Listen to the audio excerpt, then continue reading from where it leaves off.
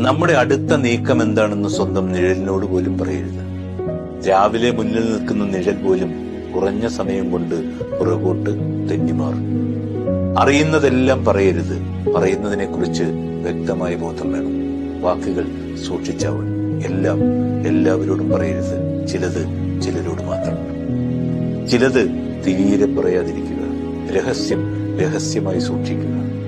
നമ്മളൊരു രഹസ്യം സൂക്ഷിക്കുന്നുണ്ടെന്ന് മറ്റൊരാൾ അറിയാത്ത വിധത്തിൽ, അല്ലെങ്കിൽ അവരുമായി രഹസ്യമായ ഒരു അകലം രൂപപ്പെടും.